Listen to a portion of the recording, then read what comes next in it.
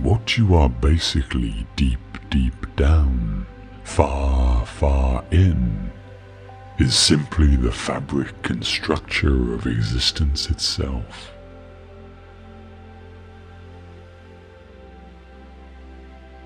I have realized that the past and the future are real illusions, that they exist in the present, which is what there is, and all there is.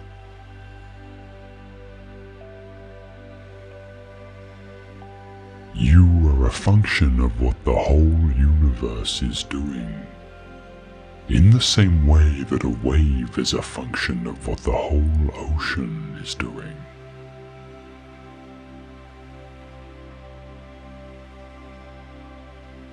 Tomorrow and plans for tomorrow can have no significance at all unless you are in full contact with the reality of the present, since it is in the present and only in the present that you live. There is no other reality than present reality, so that even if one were to live for endless ages, to live for the future would be to miss the point everlastingly.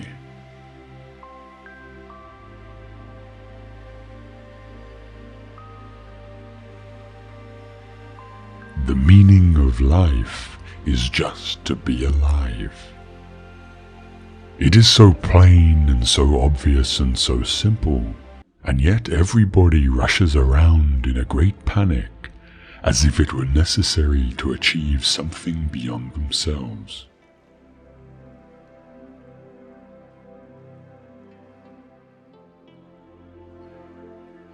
When you get free from certain fixed conceptions of the way the world is, you find it is far more subtle and far more miraculous than you thought it was.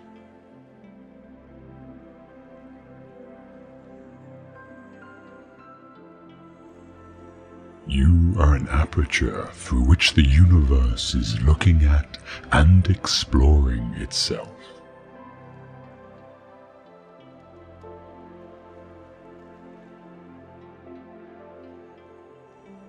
The only way to make sense out of change is to plunge into it, move with it, and join the dance.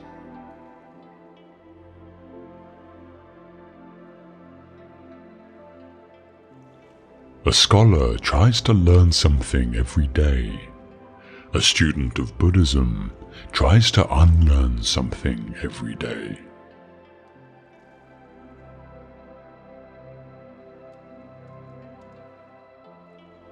I'll tell you what the hermits realize. If you go off into a far forest and get very quiet, you'll come to understand that you're connected with everything.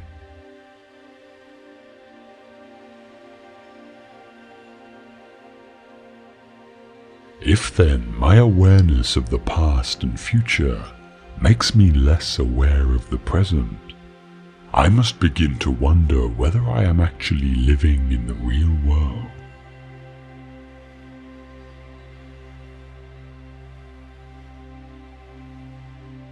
Meditation is the discovery that the point of life is always arrived at in the immediate moment.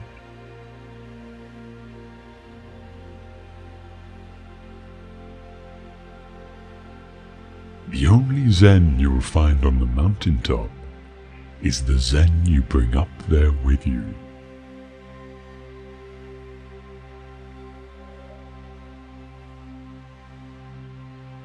Muddy water is best cleared by leaving it alone.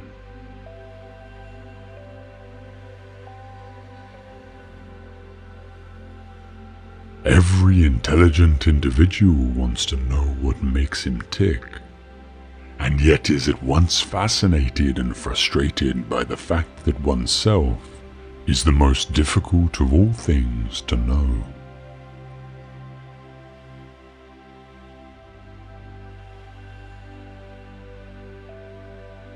Problems that remain persistently insoluble should always be suspected as questions asked in the wrong way.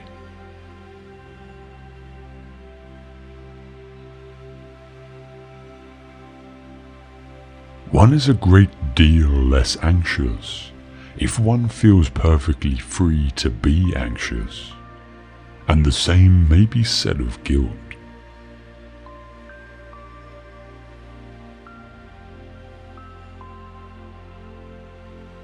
If you say that getting the money is the most important thing, you'll spend your life completely wasting your time.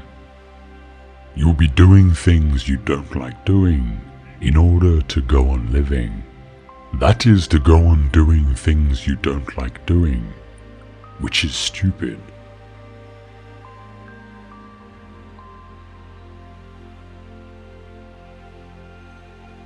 When we attempt to exercise power or control over someone else, we cannot avoid giving that person the very same power or control over us.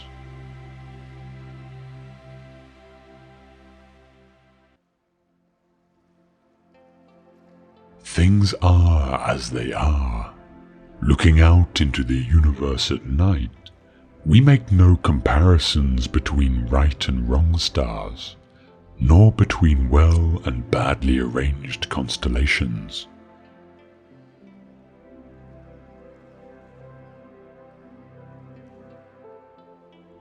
Philosophy is a man's expression of curiosity about everything, and his attempt to make sense of the world, primarily through his intellect.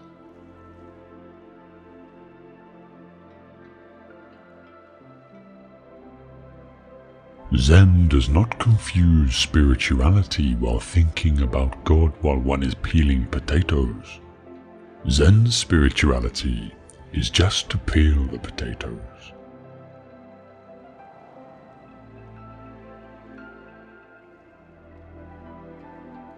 If we cling to belief in God, we cannot likewise have faith, since faith is not clinging but letting go.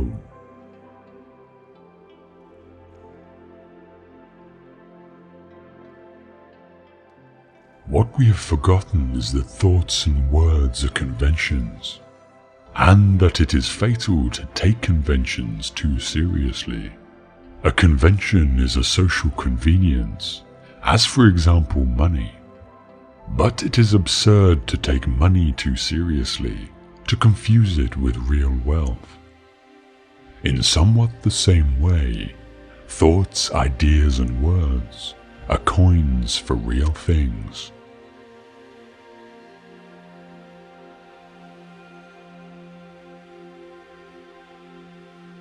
Other people teach us who we are.